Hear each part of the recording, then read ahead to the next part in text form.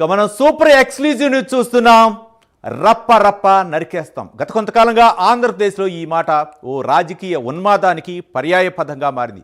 సామాన్యుల్ని భయభ్రాంతులకు గురిచేస్తున్న ఈ రప్ప రప్ప బ్యాచ్కు ఏపీ పోలీసులు ఇప్పుడు తమదైన శైలిలో షాక్ ట్రీట్మెంట్ ఇస్తున్నారు.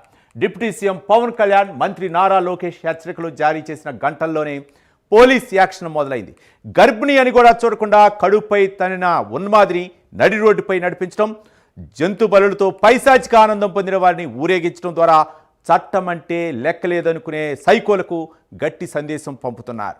అయితే ఈ కార్యకర్తలను ఇలా తయారు చేసి వారి కుటుంబాలను రోడ్డును పడేస్తున్న అసలు సూత్రధారులు ఎవరు? ఈ రాజకీయ ఉన్మాదానికి ఎప్పుడు తెరపడుతుంది?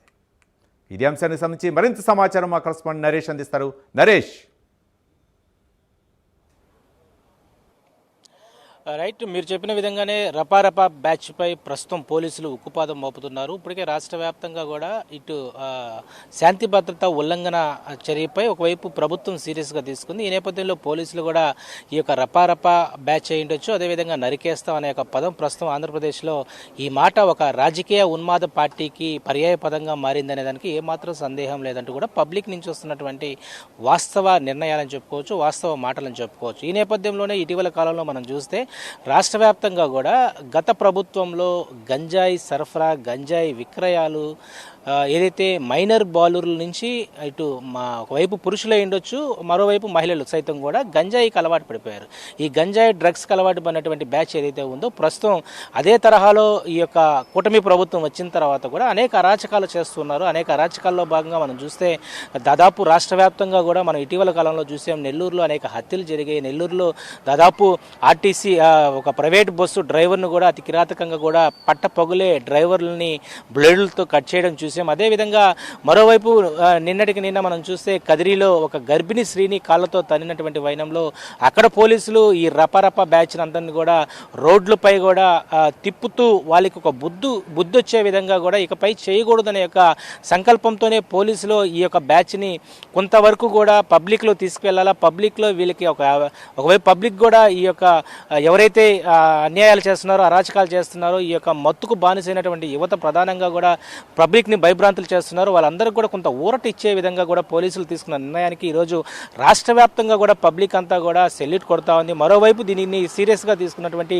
ఆంధ్రప్రదేశ్ డిప్యూటీ సీఎం పవన్ కళ్యాణ్ అయి ఉండొచ్చు, ఒకవైపు రాష్ట్ర మంత్రి లోకేష్ నిర్ణయాల ప్రకారం పోలీసులు రపారపా బ్యాచ్, నరికేస్తామన్న బ్యాచ్, ఎవరైతే వైసీపీకి సంబంధించినటువంటి రౌడీ ముక్కలు ఎవరైతే ఉన్నారో గత కొంతకాలంగా కూడా రౌడీజం చేస్తున్న వారందరిపై కూడా ఉక్కుపాతం మోపుతున్నారు.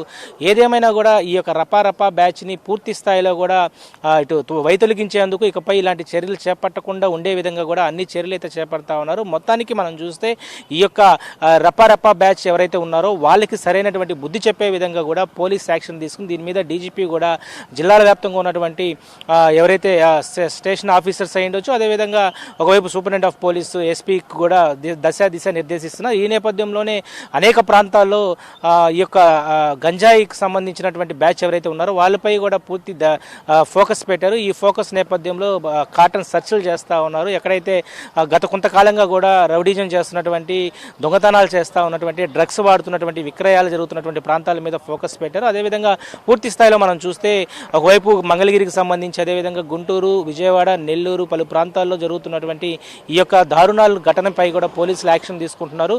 నిన్న చూస్తే ఒక జన్మదిన వేడుకల్లో జంతు బలిచ్చినటువంటి వ్యవహార శైలి ఎవరికైతే ఉందో వారిని కూడా ఒక మంచి ట్రీట్మెంట్ ఇచ్చారు పోలీసులు. మరోవైపు రపారపా సంబంధించినటువంటి పోస్టర్లు ఎక్కడైతే ప్రింట్ చేస్తున్నారో ఆ ప్రింటర్లు సైతం కూడా సీజ్ చేస్తున్నారు. పోలీసులు ఎక్కడ కూడా విస్మరించట్లేదు. ఎక్కడ కూడా ఈ యొక్క బ్యాచ్లని మళ్ళా కూడా పురోగతి సాధించే విధంగా లేకుండా అన్ని పూర్తి స్థాయిలో కూడా ఎక్కడికెక్కడ కూడా శాంతి భద్రతలను కూడా పూర్తిగా పర్యవేక్షించేందుకు పోలీసులు అయితే ఒకవైపు ఉదయం నుంచి కూడా రాత్రి నుంచి తెల్లవారుజాము 4 గంటల వరకు కూడా పహారా కాస్తా ఉన్నారు. ముఖ్యంగా ఏదైతే